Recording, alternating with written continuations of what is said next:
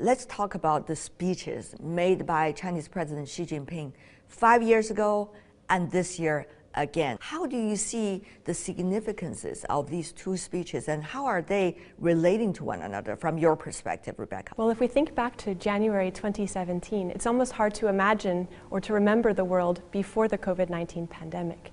But what we very much reflected on from President Xi's speech 5 years ago was the message of China's openness not only to the world, but also to reinforce the importance of the multilateral system of international institutions and of a world which is open to globalized exchange. And I think that message hasn't changed in the past 5 years. If anything, it's become even more important, and President Xi has become even more vocal about the importance of opening up and of cooperation across countries. What has perhaps evolved in President Xi's remarks is emphasizing even more the importance of environmental sustainability and climate action. President Xi setting an ambitious target is a great opportunity for all of the stakeholders from China to apply their efforts to address the challenges that China faces. The challenges that President Xi has highlighted are not unique to China. They're global challenges that don't actually have borders, such as the COVID-19 pandemic, such as climate change. So it's very much a case of hearing from President Xi, amongst other world leaders, to really set out an ambitious target. When it comes to fulfilling those targets, though, there we need real action.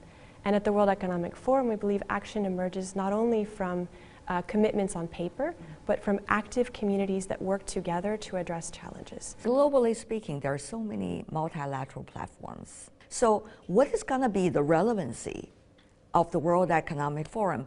Well, the World Economic Forum has over a 50-year history. We have been bringing together governments, business, civil society, academics, as well as quite challenging and controversial voices from society to really challenge the status quo. I do see this as the biggest opportunity and challenge for the World Economic Forum globally, to be associated with moving beyond the status quo rather than reinforcing the status quo. Many multilateral platforms tend to focus on just one stakeholder group, perhaps even just one industry sector, or bringing together governments from one particular set of economies. But we're really looking at the full range of voices from society. And I think this is really a unique differentiating factor for the World Economic Forum. We are working hard to bring teams and platforms together, looking at those long-term risks that were highlighted in the Global Risk Report.